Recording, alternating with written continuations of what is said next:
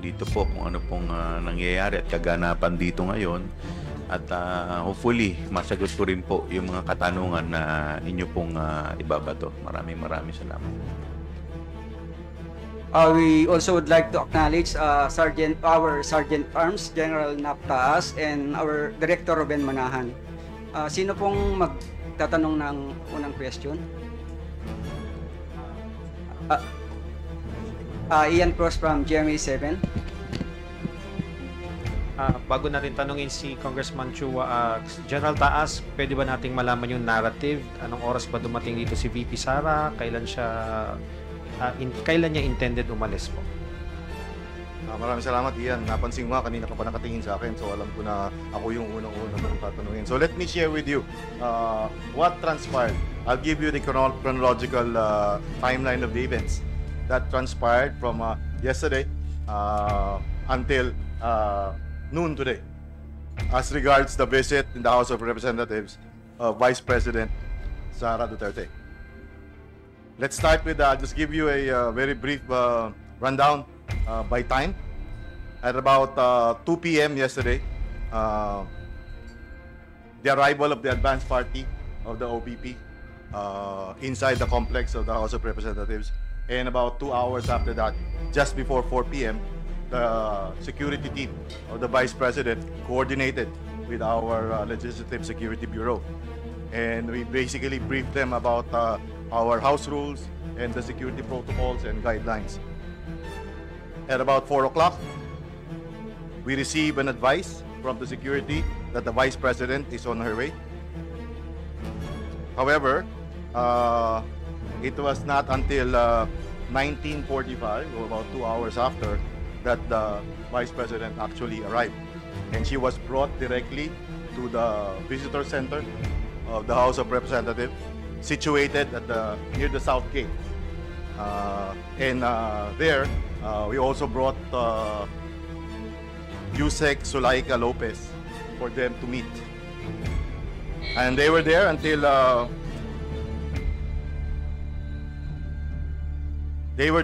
10 o'clock, which is our based on our house rules. That's the latest that we will allow visitors to our detained guests. And at about 10 o'clock, the Vice President, together with Yusek Lopez, actually prepared to leave the premises of the visitor center, as we have requested. However, after 3 minutes, that Attorney Lopez started heading her way back to our detention center, the Vice President, at about 10:05, also rode her convoy, which is right adjacent to our south gate. And we were all assuming that she will start turning right, exiting the House of Representatives. However, her convoy went straight ahead, heading towards the southwest annex, south wing annex, sorry. And we talked over the phone to the security, and we were informed that the VP will just change using the room of the Honorable Pulong Duterte. And so we waited. But waited until 1 hour. At about 11 p.m., I started to proceed to the office of the Honorable Duterte to find out what's going on, what's causing the delay. At about 11:30 p.m., I personally appealed to the protocol and the security of the Vice President at room 304 if they could possibly already leave the premises, as there's always a practice during long weekends that we turn off power in all our buildings. If you will note, if you will go around Congress during Thursday na walang pasok ng Biyernes, Sabado at Linggo, ino-off po talaga natin yung power. One, it's because to save on energy, dahil centralize ang air conditioning. And second, to prevent po yung occurrence ng electrical fire.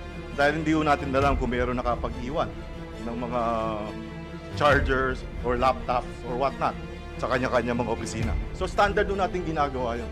And normally nga po, it's at 10:30 na ginagawa natin na ino-off. In the case last night, in deference to the Vice President, inabot po tayo ng 12:30 bago natin talagang in-off na.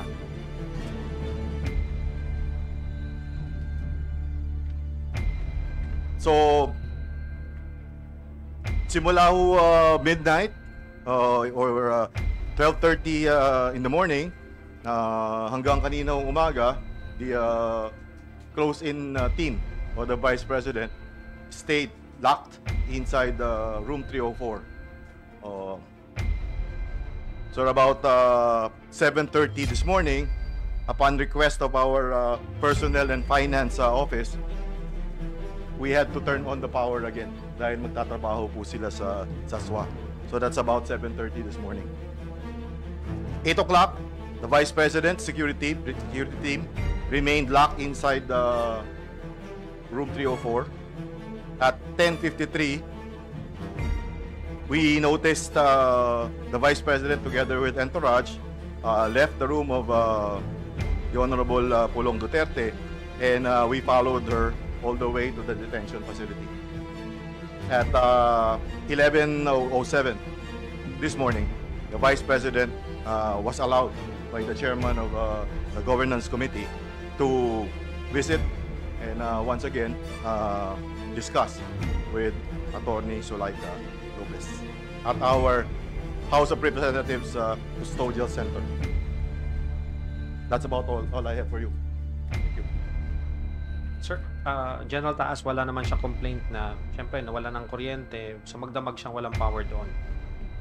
Wala ho kaming narinig na complaint dahil I would assume dahil napagsabi, hindi naman ho kami nagkulang ng pag-remind. Sinabi ho namin na baka uminit at sana ho maintindihan ninyo dahil policy ho sa house ito para makaiwas tayo sa aksidente at makatipid din po tayo ng kuryente. Isipin nyo kung isang kwarto lang yung ating bibigyan ng kuryente pero kailangan yung kabuuan umaandar ho yung air conditioning unit.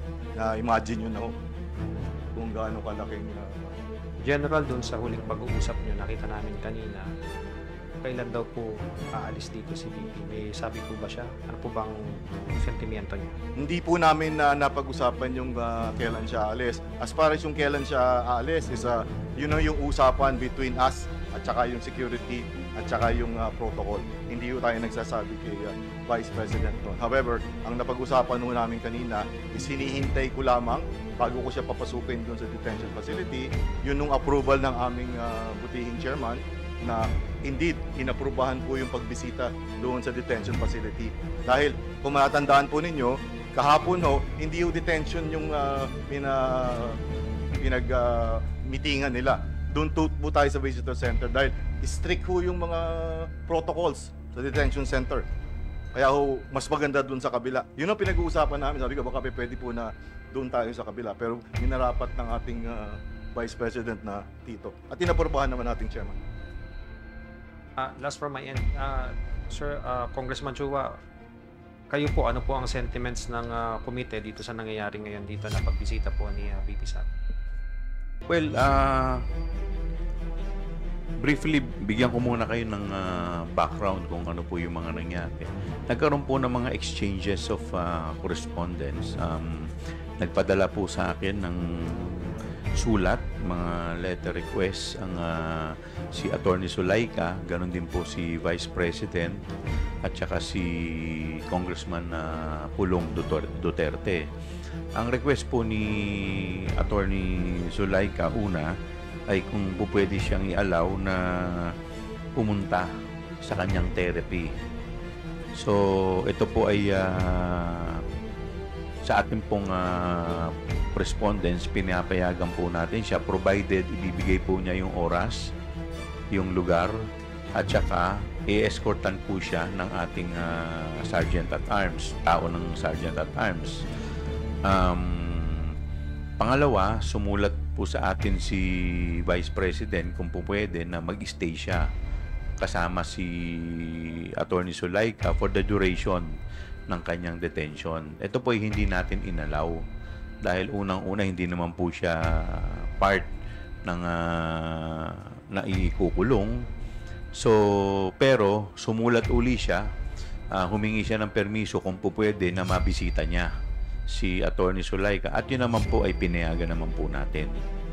Ang isa pa pong sulat na natanggap po natin kay Congressman Pulong Duterte, kung po pwede, instead na dun sa detention facility, ilipat dun sa kanyang office. Doon na lang i-house si Attorney Lopez. Ito po hindi natin pinayagan dahil otherwise, ang mangyayari po niya, yung susunod po, yung mga iba pa pong mga may koneksyon o may mga kaibigan na congressman, gano'n na lang po ang gagawin. So sa amin po paniniwala ay bad precedent po pag pinayagan po natin. At saka syempre, ayaw naman po natin na magbigay ng pabor. Gusto naman po natin pantay-pantay po lahat ang mga i-detain po dito. Sumulat po ulit sa atin si Attorney Zulaika. May mga 5 po siyang concessions na hinihingi. Una, na mabigyan siya ng companion para masamahan siya sa kanyang pag-i-stay. Ito po ay pinagbigyan po natin dahil alam naman po natin yung kanyang condition. Meron po siyang back condition. In fact, doon po sa committee hearing, provided yung kanyang companion ay na pinayagan po natin ay isang miyembro ng kanyang immediate family. Ang pangalawang concession na hinihingi po niya ay mabigyan siya ng daily visit ng kanyang personal physician para ma-check yung kanyang health status. At ito naman po ay ating pinagbigyan na payagan siya provided na makipag-coordinate sa ating Sergeant at Arms, sa opisina ng Sergeant at Arms, at sumunod sa mga guidelines. Pangatlo po, humingi po siya ng permiso para regularly na magkaroon ng rehabilitation session sa kanyang frozen shoulder. So ito po ay pinayagan po natin provided na yung time, yung place, at saka siya ay bibigyan ng escort ng ating Sergeant at Arms. Pangatlo, humihingi siya ng security personnel na po pwede na may designate. So, ito po pumayag tayo subject to the condition na tayo yung security po natin dito sa house ang ibibigay po natin. At ang ikalima po, nabigyan siya ng permiso na yung staff at saka council niya bisitahin siya sa Sunday dahil meron daw in preparation for the Monday's hearing. At ito naman po pinayagan natin subject sa guidelines ng OSA at binigyan natin siya ng oras from 1 to 7 p.m. So, yun po. So, halos, kung makikita naman po ninyo, halos lahat naman po ng hiningi nila na concessions ay binigay natin subject to certain conditions.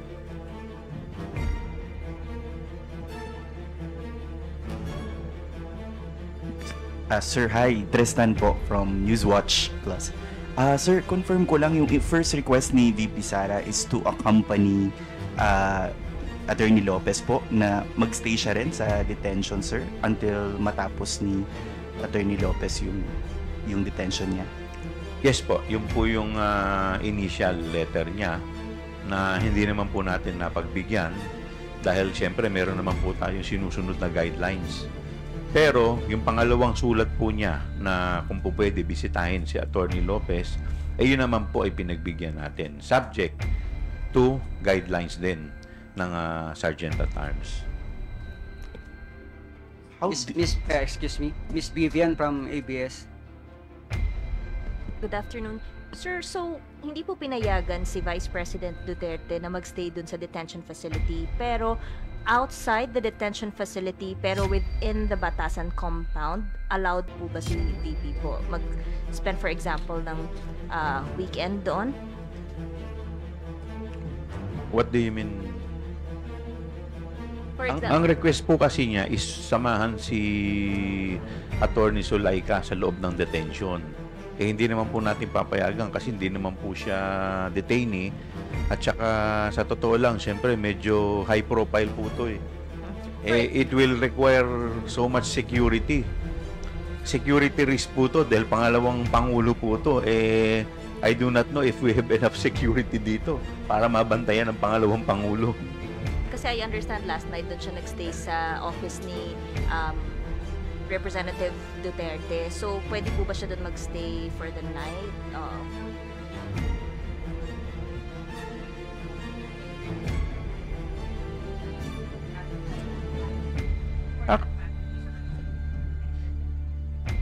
Yes.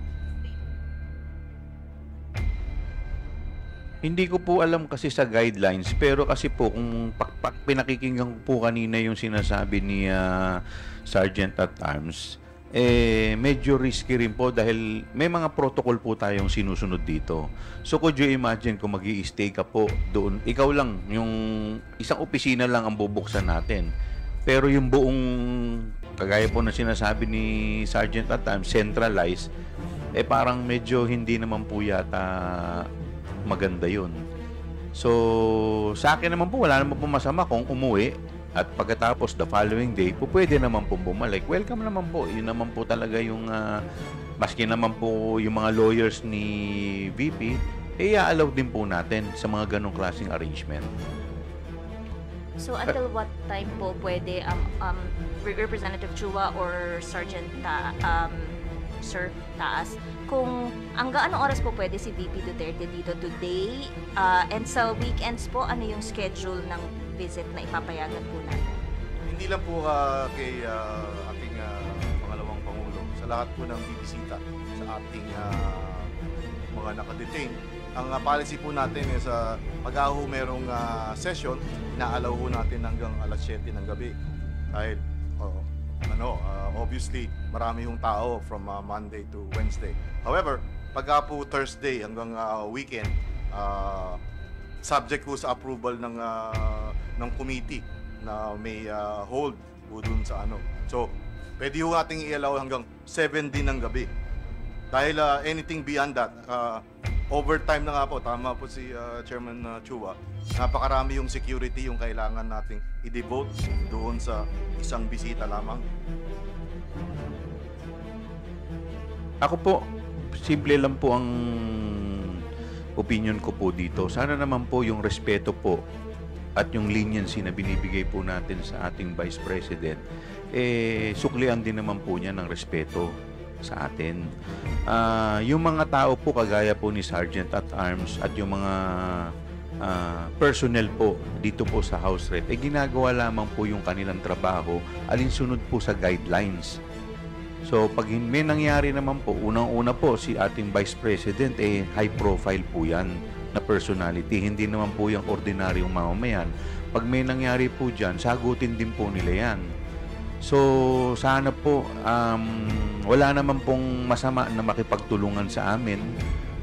Lahat naman po, ng, as long as within the bounds of law, ay ibibigay naman po namin. Ang hinihiling lang po namin, sana po sumunod lamang po nang sa ganun ay hindi na magkaroon ng ganitong klaseng issue. Respect begets respect. Yun lang po. We acknowledge Ms. Llanesca.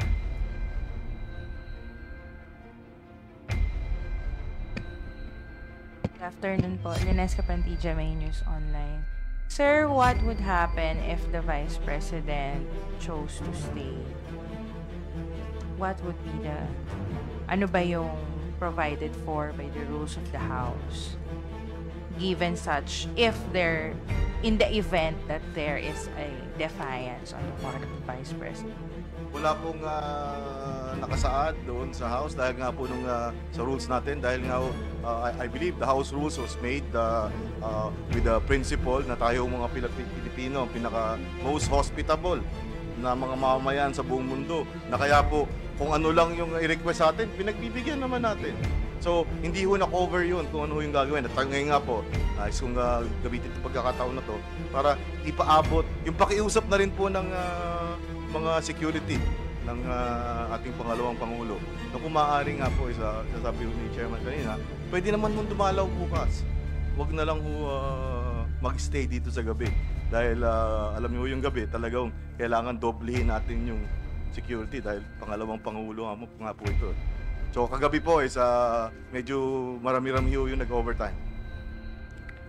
Dadagdagan ko lang po yung sagot ni Sir, no, ni Sergeant at Arms, na kung gusto po niya ng much longer time, siguro po pwede naman po siyang mag-request ng extension. So sa ako tingin ko naman po, kung reasonable naman po yung extension na hihingin, another hour or 2 to the max, wala naman po, pagbibigyan naman po natin. Pero sana naman po, wag naman po niya isagad kasi po it will parang hindi po magandang precedent. Otherwise, sasabihin po na meron po tayong pinapaboran dito. Porque po ba pangalawang pangulo, pinapayagan ninyo?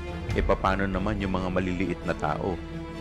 Yung mga ordinaryo na nakukulong po dito, hindi namin. Siyempre, ang batas naman po natin dapat pantay-pantay. Ini-implement po natin yan, nakapwesto ka po o hindi, dapat ang pag-i-implement po niyan, pantay-pantay. Huwag po sanang sasama ang loob ni Vice President sa ating mga staff. Mga ordinaryong tao lang po yan. Sila po ay nagpapatupad lamang ng kanilang tungkulin. Next question will be from Miss Ria Camille at TV5, then followed by Vic Sumintak. Sir, Ria Fernandez, TV5 po. In normal circumstances, when is the visiting hours? What time? Every when? And under normal circumstances, it's 8 to 11 in the morning and 1 o'clock in the afternoon until 5. During non-working days, or maybe in our case, Thursday. But during session days, we allow it until 7 p.m. That's the latest. Pero as much as possible, we would like to keep it at 5 p.m. But upon request, we can extend 2 more hours up to 7. Okay, if there is a request, you allow maximum of 2 hours. Only Monday to Thursday, no Friday, no weekends. Weekends, we do allow, except Sundays. Okay, and on weekends, we allow visitation from 8 to 11 in the morning and 1 o'clock in the afternoon until 5. Sir, Except none on Sundays. to your recollection, sir, in the house's history, is this the first time that this happened? I've been the Sergeant at Arms since July of 2022. Yes, the answer is yes. It's the first time we've experienced this. Until now, as we speak, sir, the Vice President is still in the office of Congressman Duterte.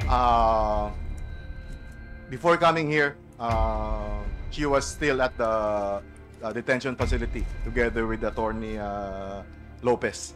I would have to check if she's still there. And I'll get back to you. Okay po. Kong Joel, are we considering going to the office of Kong Duterte to personally appeal to the Vice President and relay yung ating concerns, most especially na it will entail a lot of security if she will remain defiant or she will be defiant? Well, siguro mami, pag-uusapan muna namin ni Sergeant at Arms what is best, no? But ako siguro naman, tayo naman mga reasonable tao tayo eh. 'Di ba? Lahat naman po tayo dito lingkod bayan. So, ang trabaho po natin bilang lingkod bayan ay sumunod sa batas at magpatupad ng batas. Eh kung tayo po mismo hindi susunod sa batas, eh paano pa natin ipatutupad ang mga batas? Pero halimbawa po, kunwari po, you want to set limits already to the visit po. Meron po ba tayong parang penalty for And someone? ma'am, to cut you short, no? Dapat pa bang sabihin na sumunod sa batas ang ating pangalawang pangulo? Ang ating pong pangalawang pangulo ay isang abogada. Siya po ay pangalawa sa pinakamataas na opisyal ng ating bansa. Nag-oath po kami ng aming panunungkulan na kami po ay susunod sa alituntunin. So sa tingin ko naman po, magiging reasonable naman po ang ating pangalawang pangulo, at sa tingin ko naman po ay alam naman din po niya kung ano po ang dapat niyang gawin at alituntunin po dito. Okay, sir. Sir, balikan ko lang yung tanong ko. Halimbawa, may isang tao na visitor and ayaw niya sumunod dun sa visiting hours na sinet po ng House, meron po bang karampatang parusa yun? Wala akong penalty clause yung ating guidelines as to yung security protocol as regards yung detention facility. Ang tingin naman ho namin, hindi nakakailangan yung ano na yun, nakamakarating pa tayo dun sa magkapataw pa tayo ng parusa. Dahil lang sabi ko nga ho, hospitable tayo, ang kailangan lang ho is magpaalam at tayo naman na yung mag-uusap. At malamang, mas madalas nga ho yung pinapayagan natin kaysa yung hindi. So hindi ho tayo makakarating dun sa kailangan pumataw dahil yung sa experience ko, yung mga napakiusapan ho namin na sumusunod naman po. Sir, very last from my end, to Kong Joel po. A couple of days ago, sinabi po ng VP na parang yung mga nangyayari sa staff niya, naapektuhan sila, no, nadadamay sila because of the political persecution sa kanya.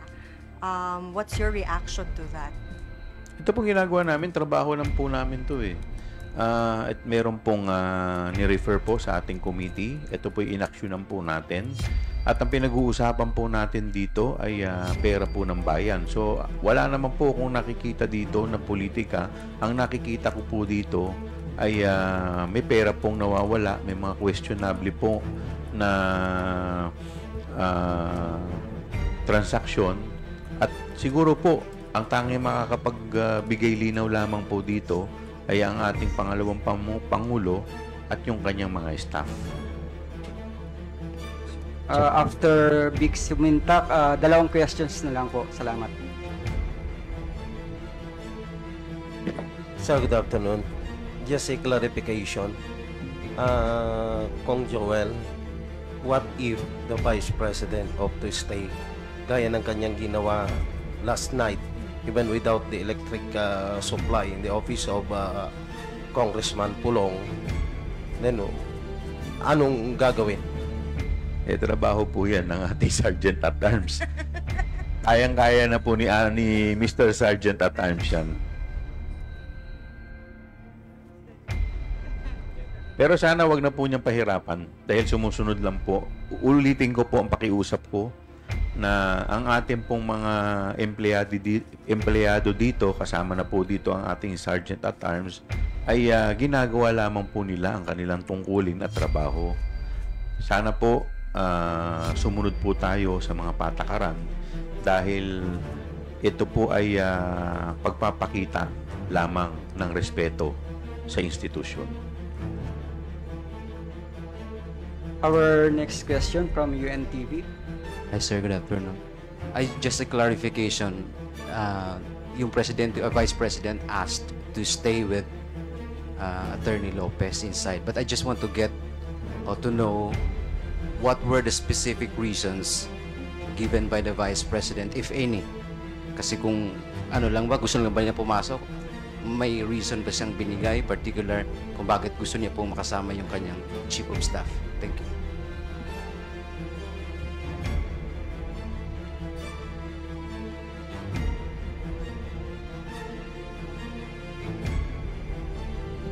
Meron po siyang 6 na dahilan na sinasite dito. For humanitarian reasons, I request for consideration of her situation given the following circumstances. Number 1, as you may have already noticed during her appearance in the committee hearing yesterday, she has persistent and chronic back problem that often further results in migraines. Number 2, she has expressed since yesterday that she is nauseous and lightheaded. Number 3, she has little sleep because of fears for her security and safety. Number 4, she is not used to being alone and is worried that other detainees may cause her harm. Number 5, she is still experiencing fatigue due to jet lag and sadness about the condition of her aunt. Number 6, she has requested me to join her so she may have peace of mind and get adequate rest.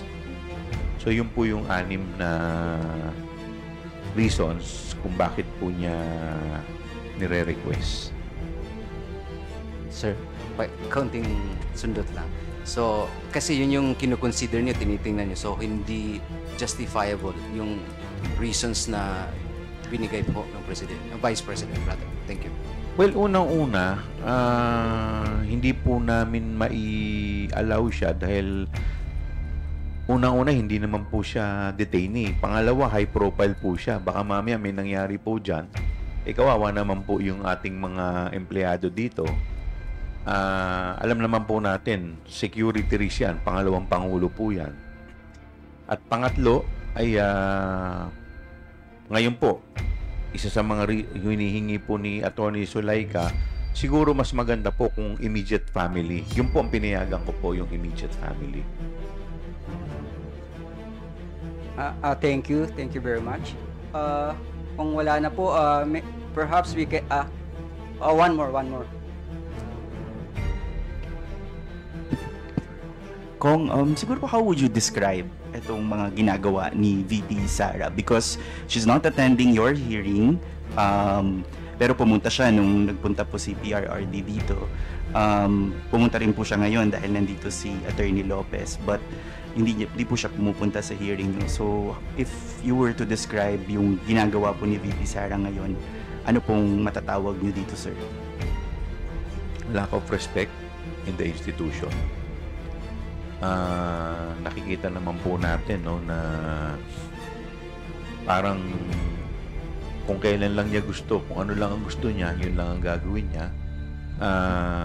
In fact, ngayon, sinabihan siya na, kagaya kanina, naririnig ko kay Sergeant at times, sinabihan siya to leave the office of Congressman Pulong, pero hindi pa rin niya sinunod.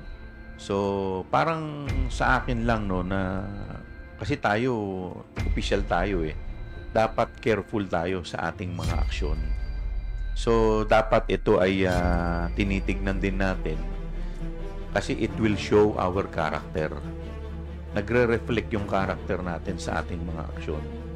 So, sa akin lang, hindi ko naman masasabi kasi si Vice President, nakita naman natin mataas ang pinag-aralan Isa po siyang abogada. So sana yung respeto sa mga tao, lalo na sa mga mas maliliit sa kanya, sana ibigay din po niya. With that, thank you.